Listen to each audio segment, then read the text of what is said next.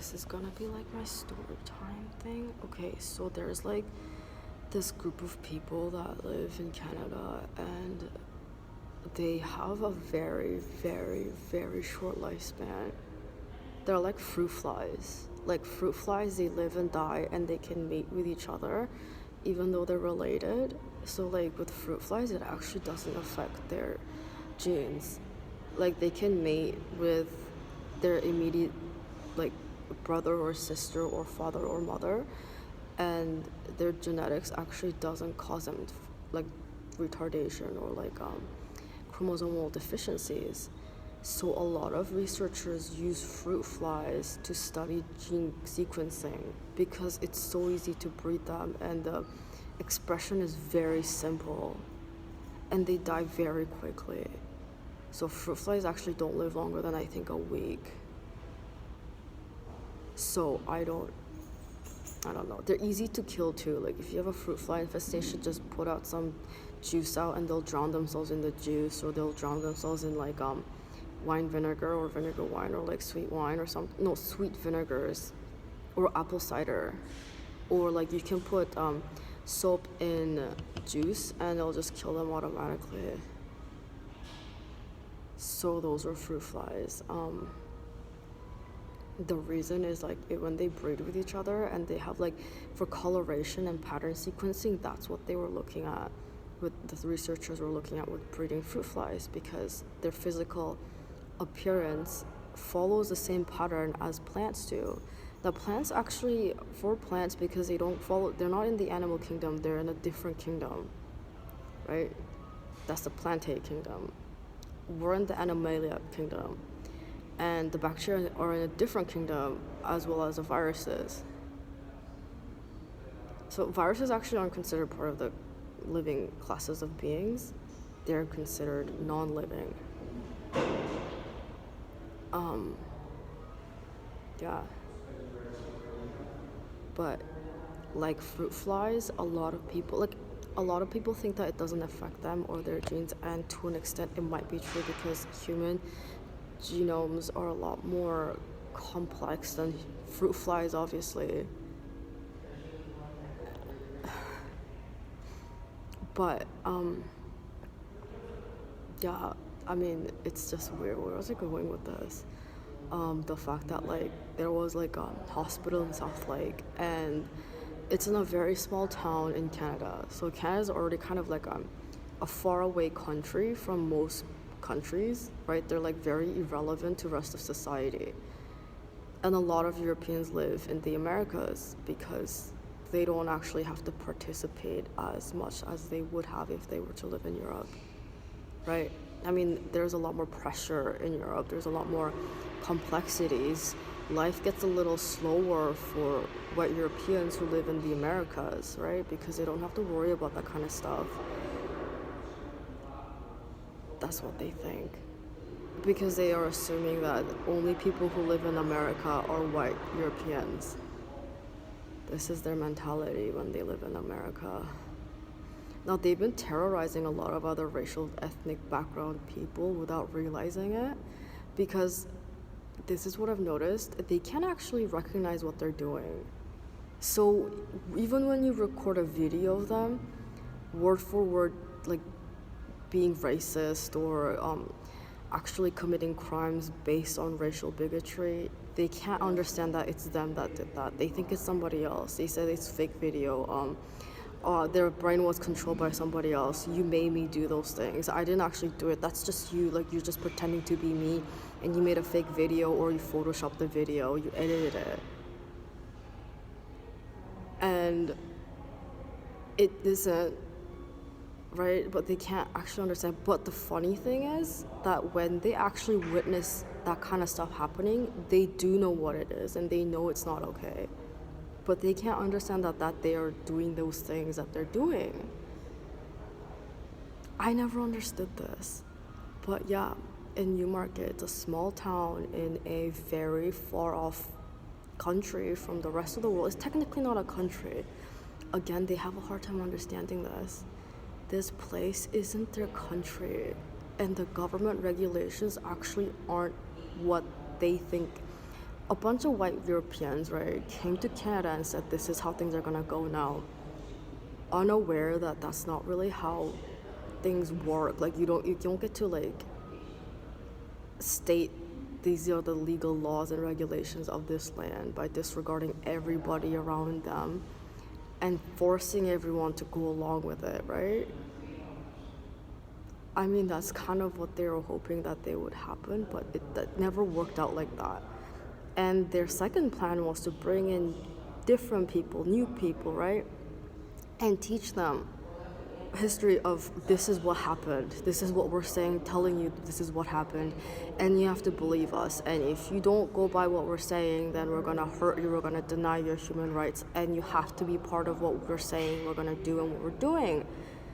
Again, it's untrue. They actually don't have that much authority, but they're coming from a scarcity mentality, right? I mean, a lot of the people that I've met so far, they like, oh, they're arguing now. Is it their lunchtime? Or maybe people are getting hungry, but angry because they're hungry. So up in Newmarket, there's a lot of white Europeans living in Newmarket. Very small town. People don't ever leave the town, right? Like they don't actually go outside the town or visit different cities.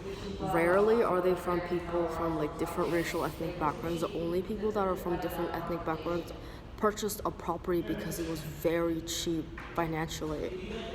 And they don't actually have to get to know the neighbors, which is another bonus, right? Like that's why. I mean, I think they found out later on that they were only like they were on their property, but like other neighbors were planning on like stealing from them and like gathering information about them, all that kind of stuff. And they thought that like I don't know, like they have delusions of grandeur all the time. It's just weird. But yeah, they were actually very racist. They were very prejudiced, and they had no idea where they were. They were very scared. They've never encountered this before, and there was no one there to hold their hand throughout the entire process, right? So what happened was that they actually accused me of doing what they were doing, saying that I was antisocial. Funnily enough, I actually wrote a Google review about a place that I've been to where I had such a horrible experience, right? And honestly, that's the entire point of having Google reviews, is for the Google users to share their experiences at different locations that they've been to, right? They didn't like the fact that people actually had opinions that they didn't tell them to say, right? Like the only people who are allowed to write those reviews are the friends that they know have, and they have to tell the friends this is what you're supposed to write there, and that's it, right? This is very white European in America. And they didn't like that, and for whatever reason they got personally offended at the fact that I didn't like being mistreated because of my race. Yeah, I know, it makes no sense, right? I don't know why they feel that way. They shouldn't even be feeling that way at all, but they feel that way. And so they decided that I was a psycho, right? I had antisocial personality disorder because that's what they had. They didn't know that they developed this over time after refusing to work properly, making up their own rules as they go along because they think that's what everyone else is doing, because they don't understand the rules that's going on, right? They don't know that they're in America. That's the problem that I've consistently seen. This isn't Europe, right? This whatever exists in America is not going to exist in Europe, and even in the case that it does, it didn't come there naturally. So this is a completely different continent, right? Europe's in Asia. It's the Asian continent. They call it the Eurasian continent because European needs a little like, hey, we're here, we're different, and we're loud and we're proud, right? But like Europe is part of Asia. Asia is a huge continent, encompasses like a majority of the world, and there's another huge continent called the Americas. Now, again, they're two different continents. They are two different climates. There's two different locations, right? They're separated. And also, the things that work in America may not work in Asia. and things that work in Asia may not work in America, right? But again, the people who live in Newmarket had a hard time understanding that, right? And they didn't like the fact that I wasn't actually. This is again something I don't understand. They didn't like the fact that I didn't like the fact that they were insulting me for no reason. Because to them, the reason why they're insulting me was because I wasn't white. And they thought that was good enough of a reason. Right? And I didn't know how to tell them that my existence alone shouldn't be like a threat. Because I'm not threatening them. But they are threatening me. But then they said that I was threatening them. This is everybody who was working at Southlake, the hospital, where people are supposed to go to get better, mentally and physically. They were intentionally instigating harm to random citizens. And I think they thought it was okay because after all of that, I just go to another hospital and I'll get better and that'll be the end of it. And I'm like, I don't also know how to tell them that the problem is that they're following me around, right? Even if I go to a different hospital and I get better, when I get out, they still do the same thing they were doing in Newmarket, right? They're following me around after work. They are spreading rumors about me. Those things aren't okay. And it's not like they're gonna stop after that one incident, right? Because they're not normal, like they're not in the right state of mind because they're severely mentally ill, right? That's the problem. And they don't understand this, right? And they thought that it was okay to say those things because they felt personally offended by the fact that I told them to back off. I'm like, again, it makes no sense. Like, to me, it's like, I don't know, if somebody came at me with a knife and I said, fuck off, and this is a person I don't know, I haven't been stolen from this person, I haven't insulted this person, there's no reason for him to or her to do those things. And they got personally offended and started crying and said that I was also being verbally abusive despite the fact that they were the one about to like threaten the safety of my life, right? I would be very, very concerned that this person is probably not mentally well. And I have no idea what to anyway, I went there after they harassed me and forced me to go there. And then just so they can tell me that I don't respond to negative reinforcement or negative treatment as if I was a dog, right? They think I'm a dog. And I'm like, I don't know what to tell them at that point, right? Because I'm like, you realize that I'm not literally a dog, right? Like, even if you treat me as a dog, my brain doesn't function as a dog. Because I don't have a dog's brain. Like, my nervous system isn't that of a canine. So even if you're trying to train me or like instigate some sort of responses in me, because I'm not a canine, you're not gonna get the results you're expecting because you're doing it to the wrong entity, right? It's like, oh, why isn't my chair turning on? Well, maybe because it's not a computer, you know? Like, I'm not gonna yell at my phone because it's not an art museum, right? Like, I'm gonna yell at a building for not being able to solve algorithms. Like, that makes no sense, but that's what they were doing. And I don't know why they were doing those things after me repeatedly telling them, that's literally crazy, stop that right now, you're hurting me, right? They're like, no, you're lying about being hurt. And I'm like, oh my God, they're insane, right? And I'm like, I didn't know what to tell them. I didn't know how to talk to them after that. They wouldn't even listen to any reason. They were so blindsided by the reality of the situation and had this tunnel vision, or like they put their blinders on and went straight for the goal of, I gotta ruin her because she's not responding to what I want her to do. Grrr. And I don't know what happened. Like, something, if they were a computer, they would have short-circuited. Honestly, it's like their brains were fizzing out.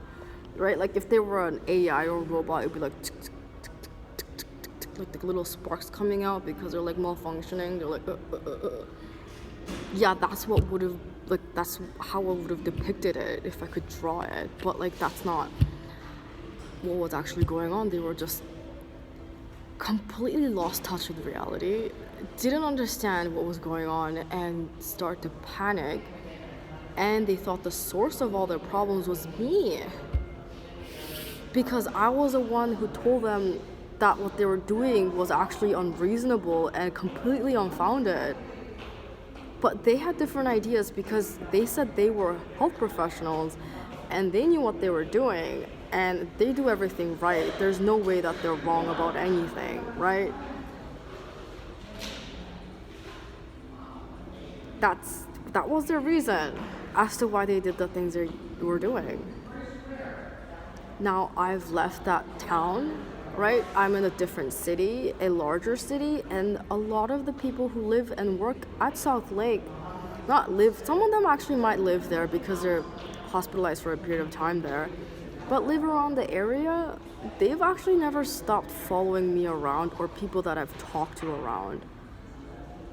I don't know why this is. I don't know why they're sitting in front of their computers or trying to track every movement or calling the shelter staff about me, and I have no idea why the shelter staff even believe them.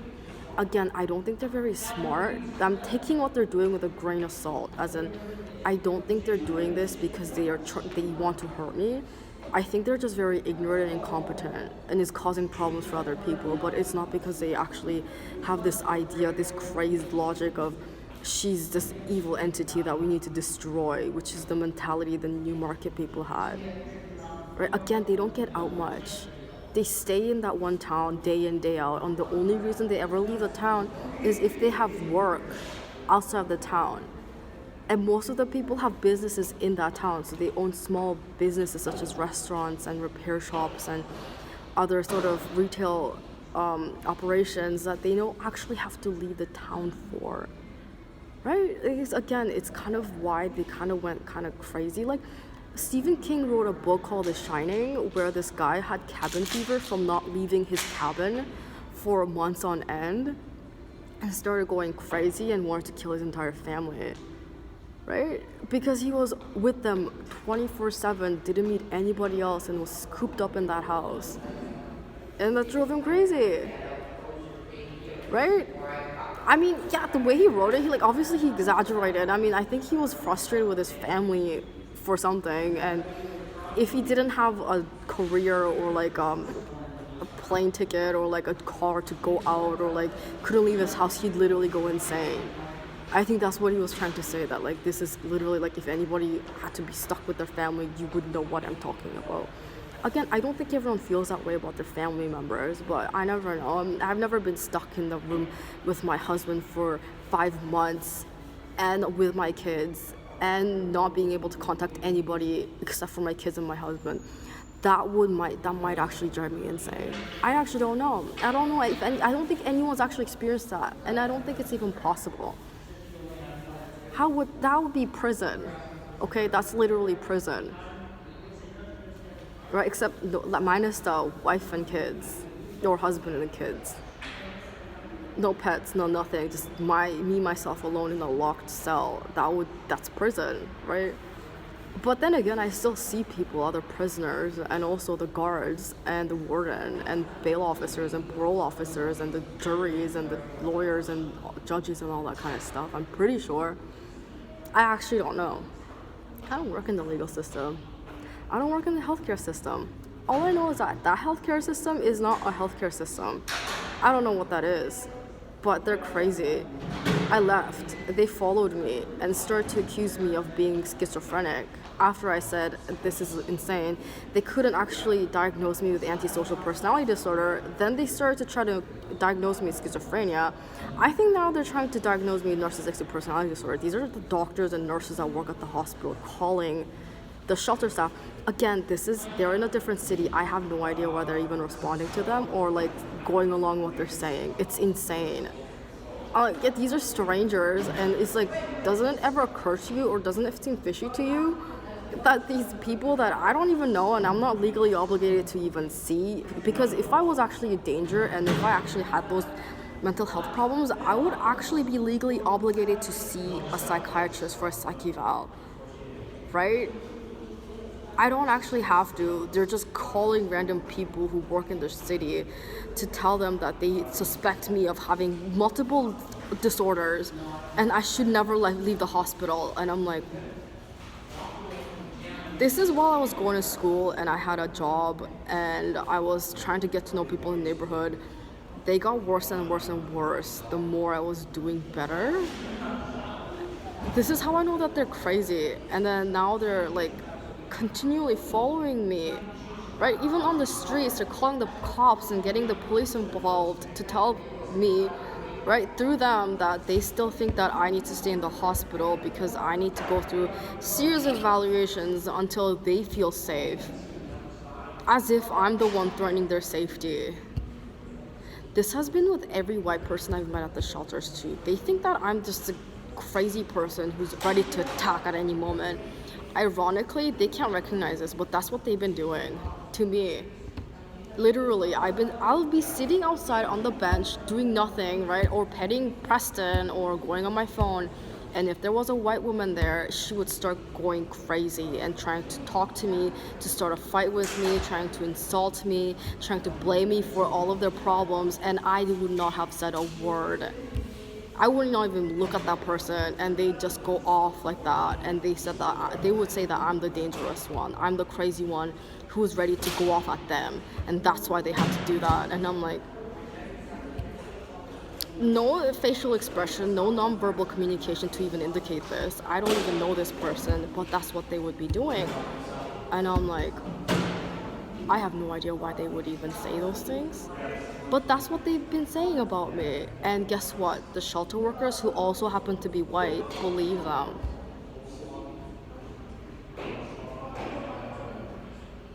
Again, the reason why they don't go as far as the Newmarket hospital workers did was because of the fact that I think they are actually being told by their supervisors not to do those things. That's the only reason. They can't actually understand that it's not okay, but if their supervisor tells them that it's not okay, then they won't do that because that's their boss. Yeah.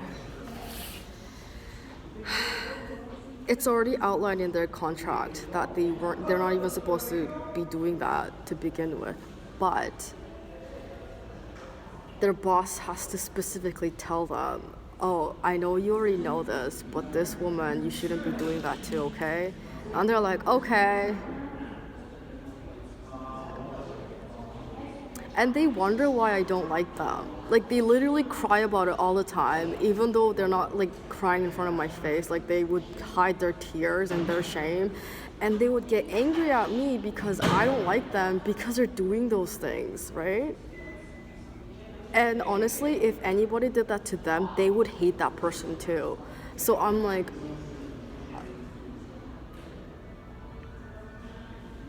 I thought it was a joke for the longest time. I'm like, oh, are you guys doing a bit? Like, is this a joke? It's not. Like, they're literally serious. And I'm like, oh my God. I've been doing my best to, like, I don't know, be very patient with them. Like, I understand a lot of them actually do have mental illnesses and disabilities. And it's obviously frustrating to have to put up with that kind of stuff, right? But what's actually, I guess the silver lining of this cloud is that there are workers that they're hiring here who actually do have background, like educational background, and also experience in like social work, such as special education and I don't know, like case work, case management with specific populations that are deemed vulnerable or marginalized. And they have counselors and stuff who are hired to work here, so they know about that kind of stuff and how to go about it, which is very helpful sometimes. Doesn't mean that they always go do that. They should be, they're supposed to be, but they don't, which is probably why they ended up working here. That's what I'm assuming.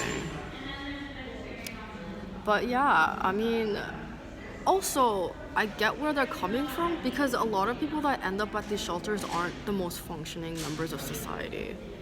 And I guess the assumption is that people end up here because they fucked up, not because people were fucking up.